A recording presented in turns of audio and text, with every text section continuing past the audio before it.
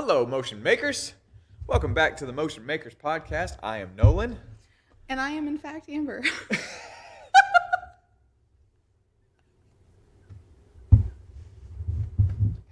You didn't think I was going to do it, did you? No. She is, in fact, Amber. I am, in fact, Amber. This is one of the many things that we do at Cultivating Kentucky. Today, what are we talking about? Hope. We're talking about hope. I got a question for you to start with. Okay. All right. Who is your preface other than your husband and kids? Okay. Who is your favorite person? Are you trying to set this up so I'll say you? No, I'm not, actually. Oh, okay. I didn't expect that at all. The fact that I came up in your mind is a huge compliment to me, actually. I have, I think I told you this last week, but not on camera. I have a low bar for what inspires me and a high bar for what I'll keep around for people, which you told me is a medium bar, but I reject that. I reject that. I mean, it's just the average of that is a medium bar. It is a medium bar if you look at it that way, but I still say it's a high bar of who I'll keep around. So I have a significant number in my eyes of favorite people, and you are one of them. Aw. That's because I'm so cool. Honestly. And let's see, Shelby is one of my favorite people. I thought she would be your answer. Okay. Shelby. Let's go there. Shelby. I know you have a lot of people that you care about and a lot of people you would consider one of your favorite people. That was my guess, that was going to be your answer. How has Shelby inspired you in your walk with hope? So good. I'm so good at this. Yeah, that was such a I'm good just kidding. question. And a question I don't think I get to talk about, which is why it's so good. That was ironic arrogance, by the way, not I actual know arrogance. that. Okay, well, they may not. They may not. That's true. They're going to listen back to this and be like, that guy's a jerk. I just roll past his ironic arrogance a lot of the time because now I'm used to it. So here we are. My walk with hope with Shelby.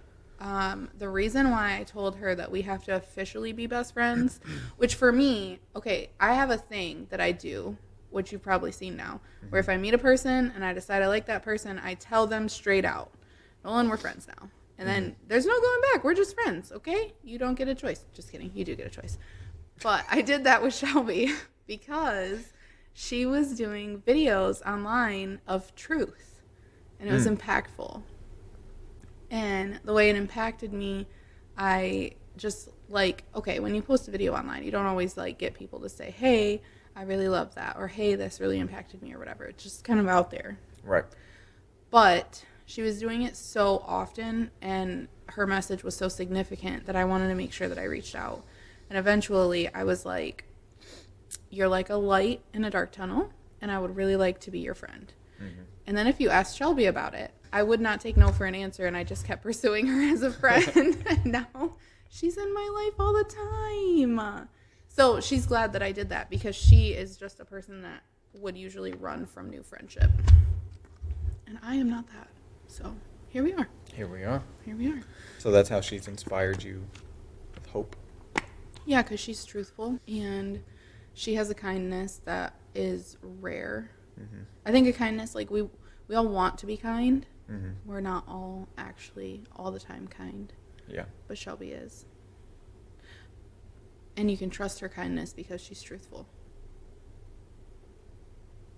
I'm here for it. Yeah, I like that. I want to ask you the same question because you asked me, other than your wife, your kids, what did you say? Who makes you hopeful?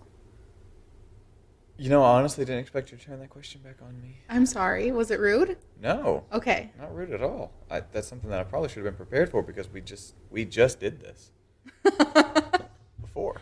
Yeah. I should have known. But I told you can't answer the same way, huh? Yeah. So my wife and kids. Given. Keep going. So I've got a few favorite people as well, but outside of my wife and kid, the one that really sticks out to me the most would probably be Waylon. One of the things that he said to me years ago when we were first becoming friends was that I didn't realize was that every man needs a hill to die on. And I know that seems like an odd statement, Okay.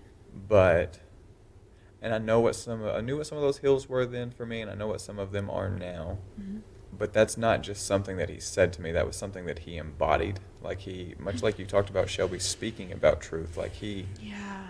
he lived truth, Mm. and that was really inspiring for me to watch. And in some of my darkest moments, he just showed up.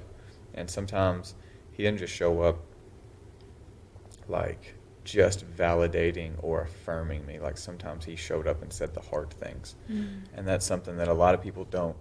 I've often, like, if you've been my friend for very long, you've heard me repeat the proverb, faithful are the wounds of a friend, but the kisses of an enemy are deceitful. One of the things that we're really bad about in our society is saying the hard thing when the hard thing needs to be said. Mm-hmm. And we're so bad at it that people on the outside can't hardly fathom that anybody can live that way, because they know that they wouldn't do it. They can't imagine that you would do it. And one of the ways that he provided me with hope the most was telling me hard things when they needed, at the time that they needed to be said. Not later, not sooner, but at the time they needed to be said. He has fed me some hard truths. And likewise, I hope I've been able to do the same thing for him. I've got another friend. His name is Nathan, and he is in the UFC. And watching his desire and work ethic and the up and down nature, like I think everybody assumes that once you've made it to a level where you're like fighting on television in front of Right.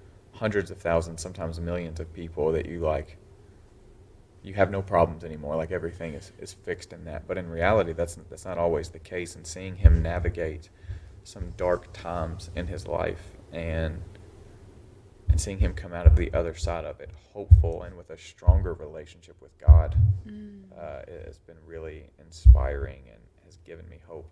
And then lastly, I've got this friend, Dave, who is probably the person that I know that is wired most like me.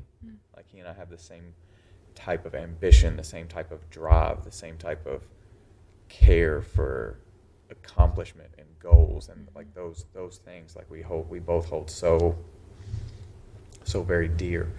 And he actually runs a company, or I guess is an owner of a company that has been like pretty successful. And it was not, he didn't even start the company. Like the company was not successful before he arrived at it. Oh.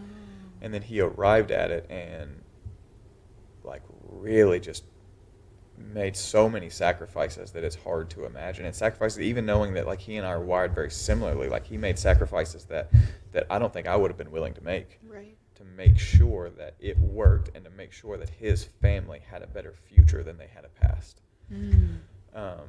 And watching him operate that way and seeing how powerfully driven he is has given me hope in some of my darker times. And so those would be That's cool. would be three of, not the three, but three of the people that inspire me with hope. That's really cool.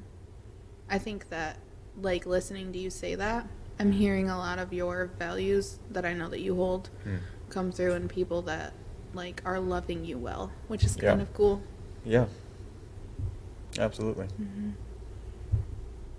So our first question was going to be, what makes you hopeful? I think the thing that makes me most hopeful, and I know I'm a preacher, so this is going to come across as like cheesy and cliche, but really it is my relationship with Jesus that makes me most hopeful. Because if you knew anything about me pre-Jesus and then post-Jesus, you would know and understand that those were wildly different people. And even like I talked about Waylon a while ago, he and I used to really, really not like each other. Really? At all, yeah. And him specifically towards me because like I was just kind of a jerk to people, and I guess sometimes I did intend to be. I was going to let myself off the hook, but that's not really reality. sometimes I did intend to be, and sometimes I didn't. Like it was just as who I was. And then I had this life transforming moment, and my life was just never the same after that. And that is, my faith is constantly the thing that I lean on in hard times. And sometimes, like, that's really concrete in a way, where it's Waylon or it's Dave or it's Nathan that are holding me up in dark moments, and that relates to the faith that all four of us share. Or it's faith as it is a concept, and that I know God has me. Like, I know even if things are hard, I know that he has a grand plan, that either whatever is making me distraught at the time is going to get better, or it's not. And either way, like, that's going to be okay, because I know the God of the universe, and what he says goes. And I'm all right with that. Yeah. I'm okay with that. Yeah, that's really good. What makes you hopeful? Morning. That it comes. What a good answer. Man, can I take my answer back? No. I want to steal your answer. Though darkness may last for the night, the hope comes in the morning. So we're going to preface that Nolan is a great singer. I'm trading my sorrows. I could never sing like that because I don't know songs well enough, but I'm trading my shame. That one sounded pretty good, didn't that it? One that was last better. one? Yes. That last line was... Okay, so morning. Sorry. Morning. I want to preface that we both are Christians, and we're going to talk about faith in this podcast, but this podcast is not necessarily a faith podcast, and Cultivating Kentucky is not necessarily just for Christians. So when I talk about the morning, this is just part of my faith, because in the morning, I'm like an early morning person, to the point where I get roasted about it constantly at home, because nobody else will wake up when I wake up, which is the point, by the way. It's my only alone time. But in the morning, I get to have my time to pray or read or do what I need to do to, like, be in the right mindset to approach whatever the day's going to bring in a healthy way. Yeah. Because I'm not always the best person, but I'm always a better person when I protect my mornings. So. Yeah, that's interesting. That's very interesting. I think that song that I just sang might be "Though Sorrow May Last for the Night, Hope Comes in the Morning." That is it. That's right. Yes. I sang it wrong a while ago, but it's interesting you said morning, and that song instantly came to my head. That was cool. Yeah. Though sorrow may last for the night, hope comes in the morning. Yep. I have a dog named Hope. Do you really? I do, yeah. True story. Aww. I had another dog. She died. Sorry, Gabe, if you heard that. She went to the farm, just like I said. I gotcha. I'm just kidding. He knows she died. I have a dog named Hope. I did have a dog named Faith. Aww. So I had Faith and Hope. And then Kelsey and I, early in our marriage, had a dog show up at our house randomly. Guess what we named it? I have no idea. Faith, Hope. Nope. Can't. Love. Nuh-uh. No, we named it Jim. You had me for a minute. I was like, how do you call a dog Love all the time? I can't. How do you call a dog Hope all the time? That's true. Let me ask you this. How does Hope relate to motion makers and cultivating Kentucky? Can you flesh that out for me? I'm so glad you asked. When you take on an initiative like we have at Cultivating Kentucky, which I don't know if we've said this yet, but our mission at Cultivating Kentucky is to end isolation by building meaningful connections. When you take on a project with that kind of, for lack of a better word, hope, you have to be a person that is consistently looking for what is hopeful. Yeah. And I think that that's hard, because in reality, I think that it's universal that we all have, like, really hard times. Yeah. And so I said earlier that I have a low bar for inspiration. I also have a pretty low bar for hope. Right. And I do that on purpose because there's kind of a choice that can be made. You can see the kind of isolation that keeps people stuck, and you can just get really upset about it. Or you can consistently seek what is hopeful, because hope does remain. And I think that that's why our faith is important to us, because hope does remain. It's like what you were saying about your faith being what makes you hopeful. And like, even when God isn't doing what you think he should do, I would say even especially if a lot of the time what's happening is good and is trustworthy. I think that my mission, like as a person, outside of any work or anything that I do, is to be the kind of person that is consistently seeking like what is beautiful in the world. I think that's why that's important. Thanks. But also, how do we inspire people to be that way when you're not usually that way? Absolutely. I think something that you said just now is really cool, that you have a low bar for hope. Like, that's just a wonderful gift that you've given yourself, because I think oftentimes we can get wrapped up into our own sorrow so much that we make the bar for hope so high that it's unobtainable. And I think a lot of people, maybe it'll help people to even realize that a lot of that is a choice. Like, it's choices that we make. Now, I hear a lot of people that are like, will struggle with bitterness, or they'll struggle with anxiety, or they'll struggle with depression and all of these things. And to some degree, not people with like a chemical imbalance, but people that struggle with situational depression and anxiety. Like, a lot of that is a choice. Like, they have never been told or taught that they can decide to be something different than they are. And they just get stuck into a cycle of sorrow without knowing that they can make a different choice. I can choose to be resilient throughout whatever hardship I'm going through, or I can choose to sulk. It's up to me. Yeah. Well, and also that doesn't mean that it's easy. Absolutely. Because like all of those qualities that you said that are the opposite of hope, like bitterness, what did you say? Like resentment came to my mind. I don't know if you said that, I but think I did, but I would say that'd be a good one. those things are things that I actively daily struggle with. Right. And so it's less about, I think here's the thing about hope.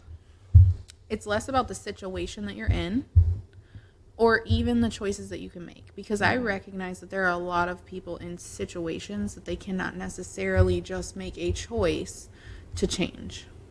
I've witnessed that, I've lived that, and I know that there are certain things like that. However, the choice that we have is, how am I going to approach whatever this is, this day, in a way that I'm living true to what's inside of me. And I think that what God puts inside of me is hope. And so I have a responsibility to that hope because it was a gift. Right. It's not easy, I guess, is what I'm trying to say. Yeah, I think responsibility is a key word, and that you have a responsibility or a duty to it. It's a must. Yeah.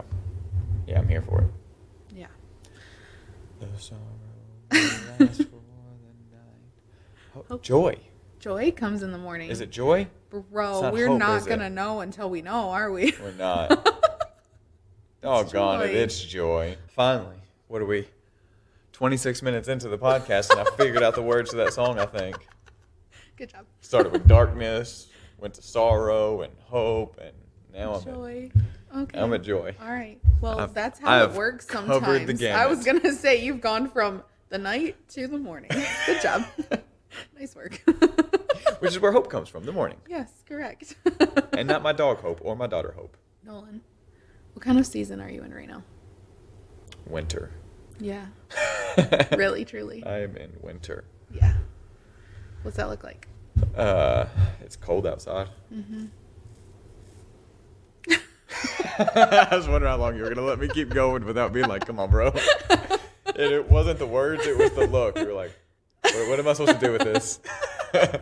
I told you I'm going to let it How do just you- blow right past, but you didn't let it go. How do you expect me to continue this podcast when you're not giving me a real answer? Yes, thank you. Honestly, I honestly don't know what kind of season I am. Like, there's some parts of my life right now that are just absolutely flourishing.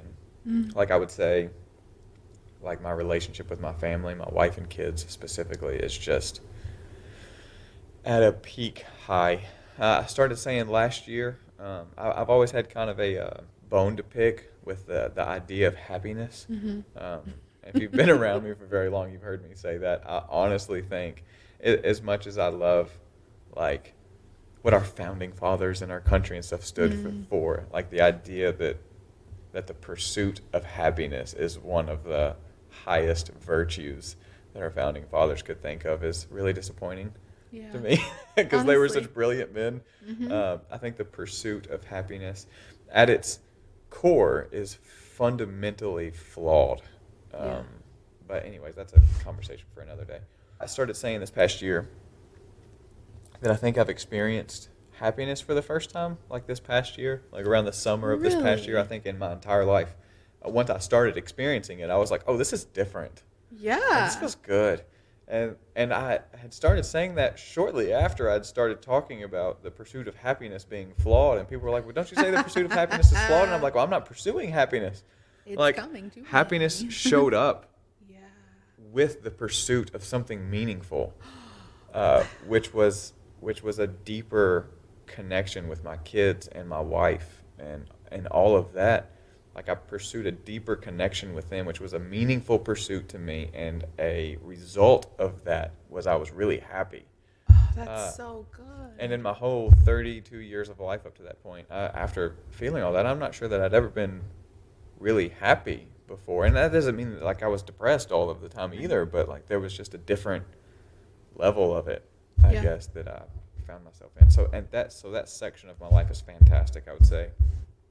Like, church life is mostly good while also confusing and frustrating, and business life is mostly good while confusing and frustrating, and like relationally outside of my immediate family is both good and confusing and frustrating. And so I'm not sure, like, there's been a lot of times in my life I've been able to narrow down seasons, like I'm just in a hard season right now, or I'm in a season of joy, or I'm in a season of anxiousness, or I'm in a season of confusion.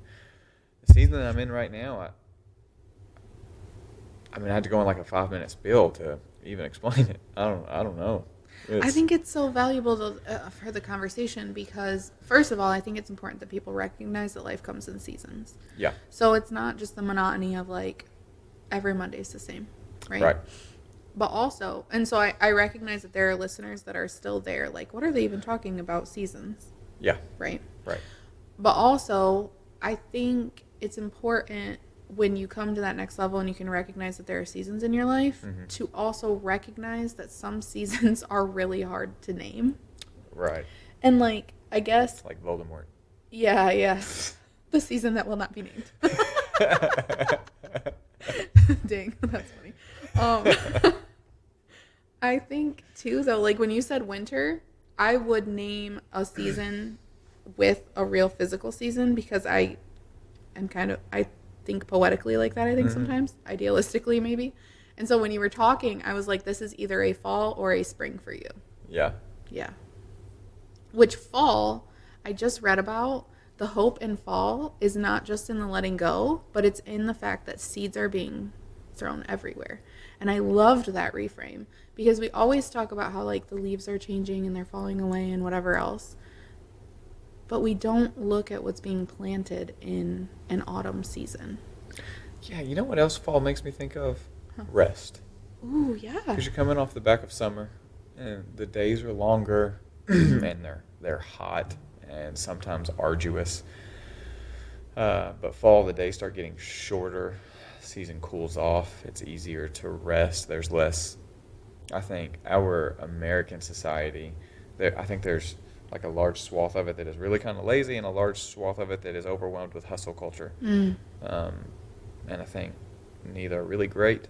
But I think for those of us who tend to get swept up in hustle, which I do, rest is really important. Fall makes me think of rest. So, anywho. That's cool. Days are shorter.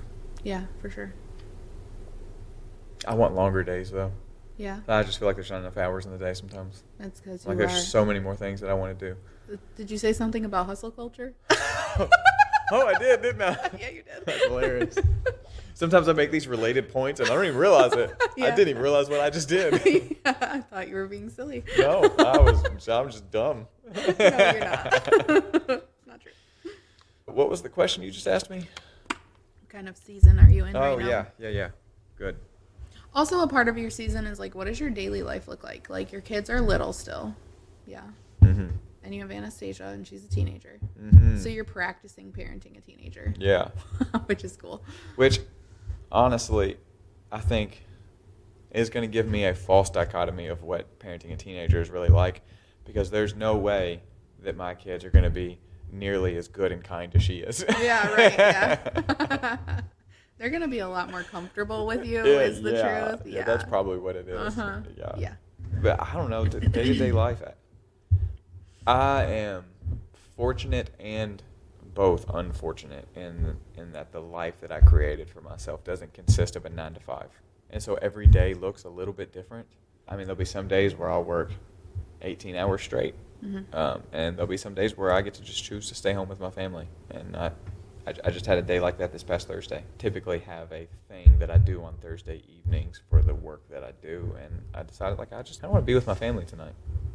And I have the ability to make that choice as long as I don't abdicate my responsibilities. Like, as long as I'm still taking care of my responsibilities. So there's not really, every day starts really early, like you said. Mm-hmm. I'm a morning person as well. Not naturally, but I've disciplined myself into being a Same. morning person. Mm-hmm. So I can't. Another season question. Mm-hmm. Every day is a little bit different. Yeah. I imagine that's probably true for you too. It 'cause is you true also, for me. Yeah. I think it's important to name the season you're in, even when it's kind of unnameable, because of how rapidly they can change. Yeah. So my season is definitely a season of confusion, but not monotony at all, because things change daily and quickly, and sometimes without notice, often. And so I guess it's kind of like trying not to just be treading water more than anything. Yeah. But I have an 11-year-old and a 3-year-old. And the reality of this season question is that my kids are not always going to be 3 and 11. That's tough. It's tough, yeah. And there's 2 boys that we had lived with us for a long time when they were teenagers that are grown men now. And so I get to see them as grown men. And it's really cool. Yeah, that's and I'm neat. really proud of them. Yeah. And that's like a real big highlight of my season, is like also knowing that my little boys will eventually be where those boys are. They're going to hate that I'm calling them boys. They're like, I'm a man. yeah, exactly. I'm not just a man, I'm a man's man. They're also and like not just a man's man, I'm the man of the man of the man of the man's man. Yes, and then when they're near me, they're a whole foot taller than me, and so Yeah. I'm like, "Hey, little boy." No. But I'm blessed that I'm just real grateful that they're a part of our family and that I get to see them doing what they're doing on their own right now, you know? That's cool. Yeah, that what you were talking about with your kids being, I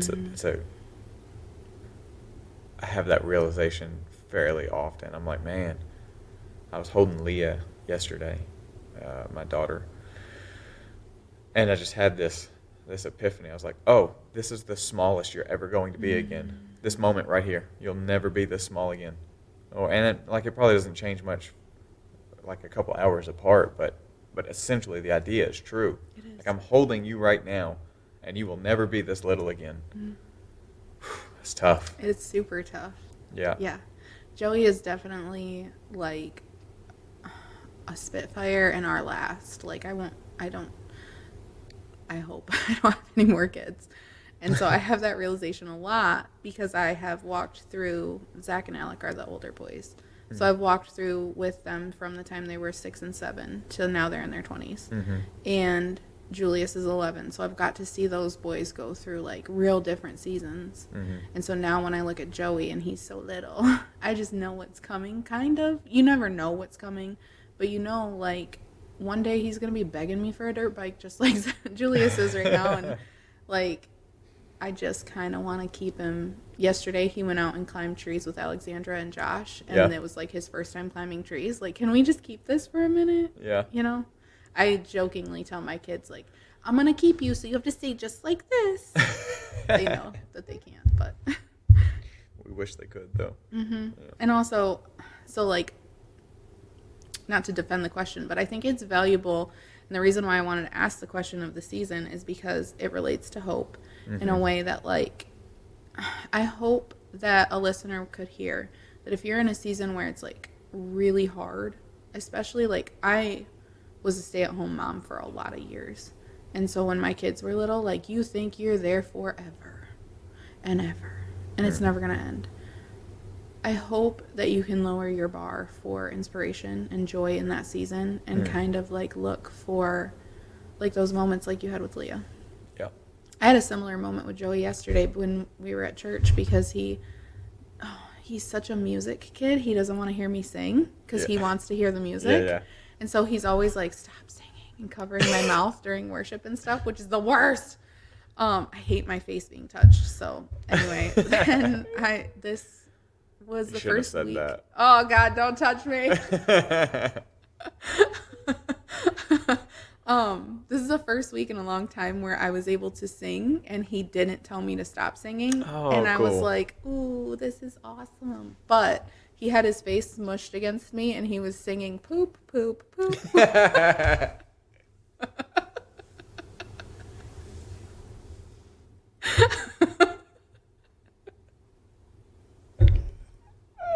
Didn't expect that, did you? Oh, man. And then you got on stage and said how cute it was that Gabe was singing the lyrics. And I was like, we'll get there. We'll get there someday.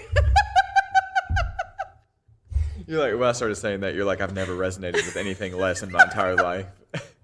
Completely unrelatable. Yeah. Poop, poop, poop, poop.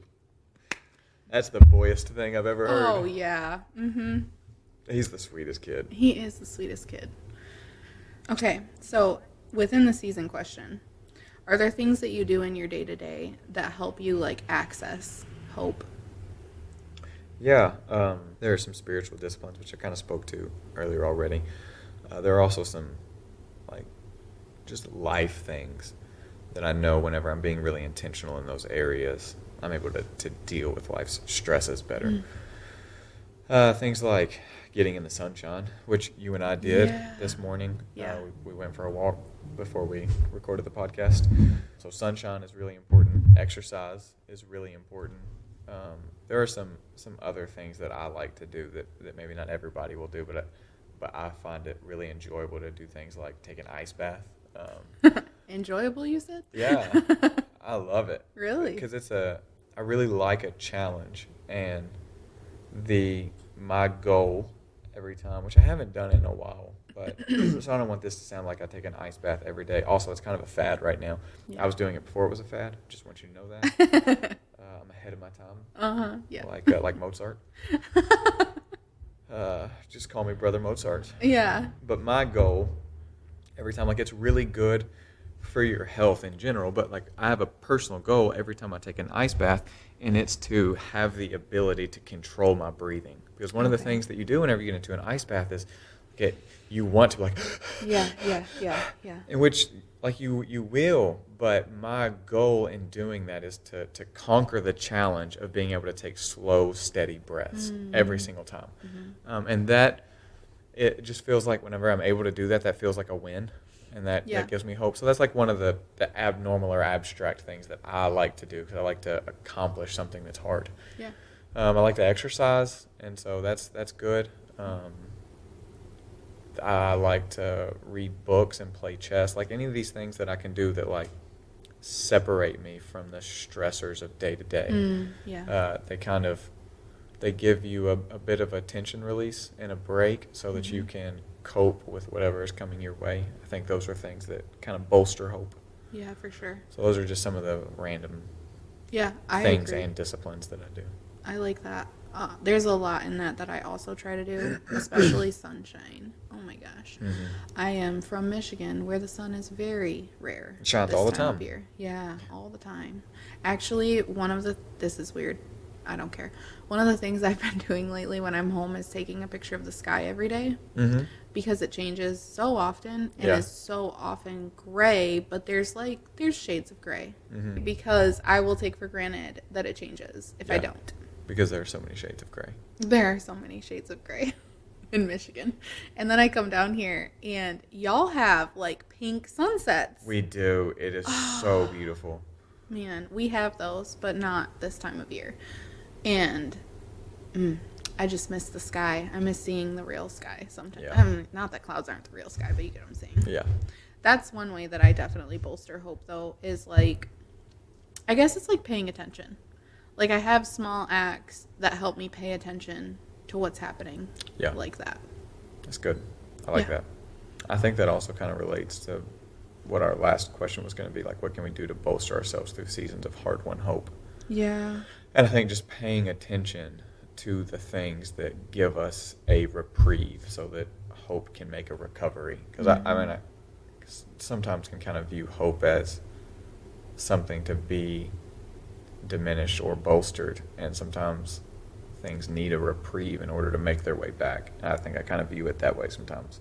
And so paying attention to those things in our lives that we can do that helps us get through those hardships, I think is a great way to bolster through seasons of hard-won hope. Yeah, for sure. I also think about the difference between like hard-won hope and like hope in circumstance. Mm-hmm. Because like someone that I'm really close to would set their hope goal at like, I want to make $1 million this year. And they're not even being silly about it. And I'm like, bro, but what if you don't? Yeah. Then are you still going to be hopeful? Yeah. And so like, I think that that's where my low bar comes in, because like, I hope that I get to connect with my kids today one time. Right. And like, I hope that like, maybe I'll enjoy something about my day. I'll probably try to paint or throw knives or something so that I have like enjoyment, and I'm seeking that. Mm-hmm. It's good. Hope is complex, isn't it? Hope is super complex. I think that okay, so when you think of hope and you set a goal towards hope, or like you're thinking of this is what would make me hopeful, like how do you define that personally? I don't know that I would define it. Mm-mm. I don't know that I would. I think I would more seek it than I would define it, if that makes sense. That does make sense, and maybe that's even the difference that I'm trying to communicate in like hard-won hope and circumstantial hope, because like seeking it means that you're gonna hope anyway. Mm-hmm. There's a really good book by Leanna Tankersley called Hope Anyway. That's a really good point. The fact that you're seeking it means that you are hoping. Mm-hmm. So I would need to go backwards further from the seeking it and to maybe defining it. Mm-hmm. Yeah. So maybe your question was right all along. Well, I think that it's fair that we had to go through that to get there, Yeah. though, because, like, listener, how often do you think about hope? I don't think we do. Yeah. Unless we make ourselves. Yeah, absolutely. You know? I guess the point of this all is that it's a good exercise. And the reason why it relates back to being a motion maker is because if you're going to be a motion maker, and you're going to do that through deep care of people, Yeah. then you kind of, like I said already, you have a responsibility to hope Yeah. in a deep but genuine way. Yeah, and in order to be a motion maker, there has to be a hope for a better future, a better tomorrow. So, yeah, absolutely. And yet that's complicated. I'm glad that you said that, though, because I often think about, like, what is my hope for an alternative future? Mm-hmm. And I kind of like the word alternative to better, because just because my hope feels better to me doesn't mean that it is better. Kind of comes back to trusting what God is doing. Mm-hmm. Because I don't want to define that my hope is better than necessarily, like, someone else's hope, right? But it is alternative to what probably we're leading towards if we don't actively seek it. Does that make sense? Yeah. Yeah. Makes sense. So let me flesh that out. Okay. Zach and Alec are a great example. I taught Zach to read because he had a really hard time reading. He's one of the older boys. So when he was somewhere around 7 and 8 years old, his dad was like, hey, he's having a really hard time reading. Can you, like, just spend some time with him? Mm-hmm. So when I did that, of course, you go into tutoring a kid to read and you have a hope that they're going to read, Right. obviously. Yeah. But I didn't know, and I can see now that hope was deeper than his ability to read. It was more about his confidence in himself. And now he works for me. Right. And so I get to see that play out in a really real way. And what's alternative to that is that, like, his dad's hope would have been that he would have probably gone to college and, like, used that reading knowledge for something bigger and similar to what his dad did, right? Yeah. And that's not what played out. Right. Zach did not go to college, and he started working in the trades. And I don't think that anybody that comes from the trades necessarily wants their kids to go into the trades. Right. I can say that for certain because I come from a family deep in the trades. Right. However, I don't think Zach's alternative to that hope of him going to college is any less. Right. Because he is actively, like, in a better position than we could have hoped for when he was 6 or 7 and I was trying to teach him to read. Right. You know what I mean? But that doesn't mean that, so, like, we all had this alternative future that we were hoping for him, but just because we didn't reach that doesn't necessarily mean that it wasn't better. Right. Because he's also actively using his gifts in the role that he's in. He's gone from a tradesman to an associate supervisor, and, like, as a supervisor, he gets to nurture people in a way that he's very strong at doing. Right. And of course, he could have gone to college and somehow ended up in a role like that and eventually gotten there, sure. But he's like 23 years old in that position right now. Yeah. And he would have that's still amazing. been in college. Yeah. Yeah, that's amazing. Yeah. I don't know if that fleshed out the alternative hope that I meant to flesh out well enough, but I do think that it is a good example. It makes sense. I'm on board with that language, while also at the same time don't want to downplay that. I think we should have hope for something better than what we currently have. I honestly think both are good, because when he was getting tutored for reading, while there was maybe a specific idea in some people's minds, what that provided for him was better than what he would have had otherwise. Right. And so I don't want to water down that. I think it's important for us to know that we are called to something more. And that often comes with bettering our community. And it may not end up looking exactly like we thought we were going to look, but the hope is that we leave whatever we're doing, we leave it at the end of our lives better than we found it. At least that's my hope. And yours too. But like, I hope it's all of our hopes that we desire for our families to be better than they would be without us, and our community to be better than it would be without us. And that's the whole point of leaving a legacy, is that you're giving something better than what they would have had otherwise. Yeah. So I think that the question that we can take away from this conversation really is, how do we become seekers of hope that are applying that hope that we're seeking to a better alternative future? Yeah.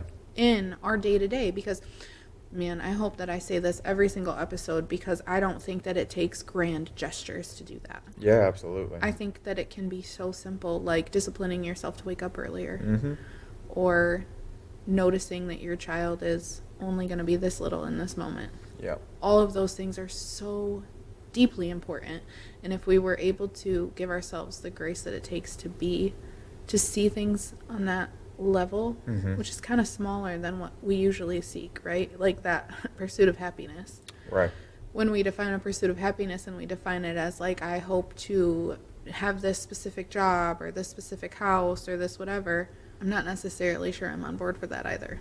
Right. But leaving this place better because I was here, definitely. Yeah, absolutely.